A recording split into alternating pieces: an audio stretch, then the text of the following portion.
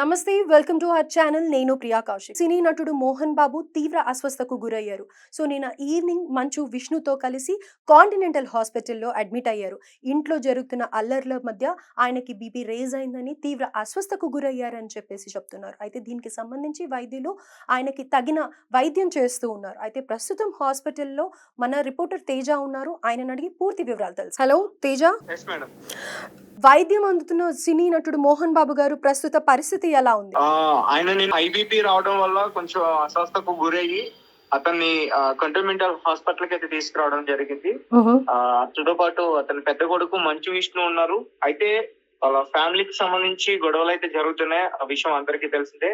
ప్రస్తుతం వాళ్ళ ముగ్గురికి కూడా నోటీసులు అయితే పంపించింది రాచకొండ పోలీసులు. అయితే ముగ్గురికి నోటీసులు పంపించారు. వాళ్ళని హాజరు కావాలి ఖచ్చితంగా ఈ రోజు 10:30 మీరు హాజరు కావాలని చెప్పింది. అయితే వీళ్ళు మాత్రం ఎవరు కూడా వెళ్ళినట్లుగా కనిపించలేదు. ఎందుకంటే ఒక పక్క మనోజ్ అక్కడ ధర్నాకి కూర్చున్నాడు. ఈ రోజు మీడియా వాళ్ళతో కలిసి అక్కడ ధర్నాకి కూర్చున్నాడు.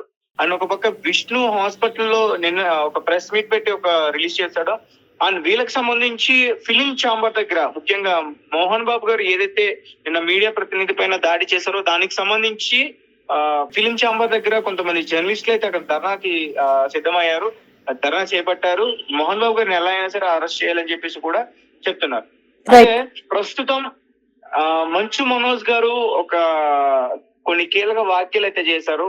మీడియా ప్రజలతో మాట్లాడుతూ అతను ఏడుస్తూ, అతను ముఖ్యంగా మా నాన్నగారు ఇట్లా ప్రవర్తించినందుకు నా తరపున సారీ చెప్తున్నా, నీ సపోర్ట్ నాకు చాలా ఉంది, నాకు ఇంకా కావాలి, నేను ఈ రోజు సాయంత్రం మొత్తం అన్ని బయట పెడతా, ఈ రోజుతో నేను అన్ని ఆపేస్తా, రోజు రోజుకి ఇవి నాలో దాచుకుని ఇవి చెప్పాలా వద్దా అని ఆలోచించుకుని ఇంకా నాకు అవసరం లేదు, నాకు తేలిపోయింది, ఇంట్లో నా వరకు నా పట్ల ఎంత ఇది ఉన్నదని నాకు అర్థమైంది, నన్ను కొట్టించినప్పుడే, నన్ను రోడ్డుకి ఇచ్చినప్పుడే నా వాల్యూ నాకు తెలిసింది.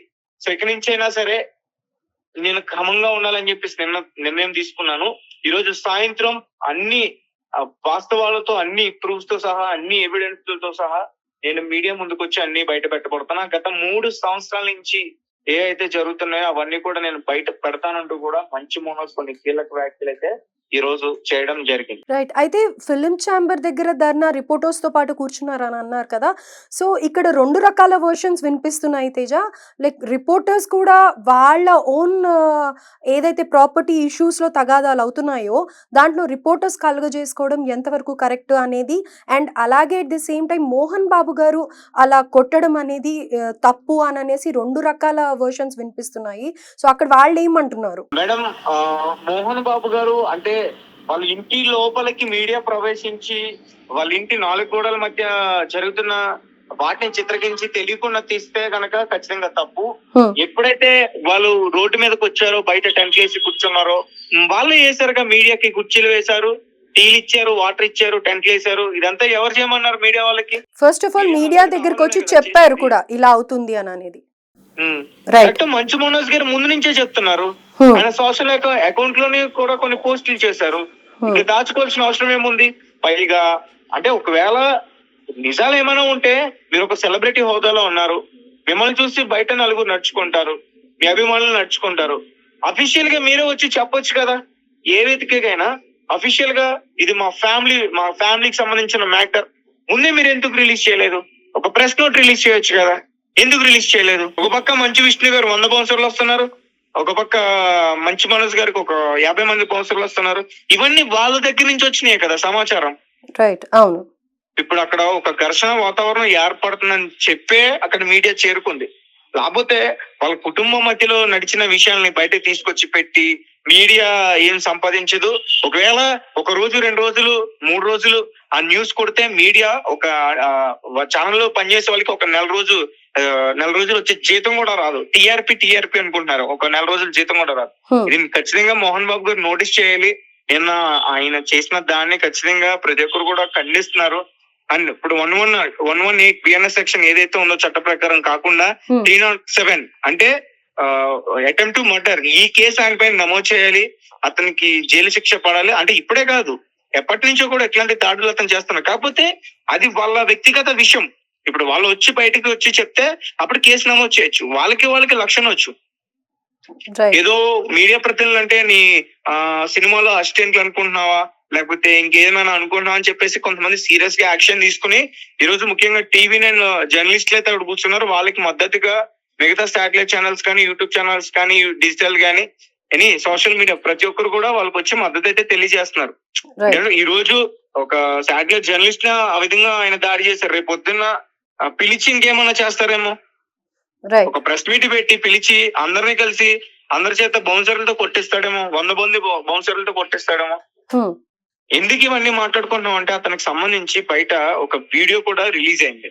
అవును, అంటే ఈ ఇన్సిడెంట్ జరిగే ముందే ఆ ఆడియో లీక్ కానీ ఈ వీడియోస్ కానీ రావడం జరిగింది అనుకుంటాను కదా తేజ. ఎస్, ఆ వీడియో కూడా అది కావాలని తీసింది కాదు, ఎవరో కొంచెం దొంగచాటుగా ఉన్న తీసిన వీడియో. అది క్లియర్ గా తెలుస్తుంది. ఆయన మధ్యలో కూర్చుంటే ఆయన కొంతమంది మొబైల్స్ లాక్కుని వాళ్ళు సెక్యూరిటీ సిబ్బందితో కొట్టిస్తున్నారు. రైట్. ఏదేమైనప్పటికీ వీళ్ళ ముగ్గురిని పిలిచి ఖచ్చితంగా విచారించాలి.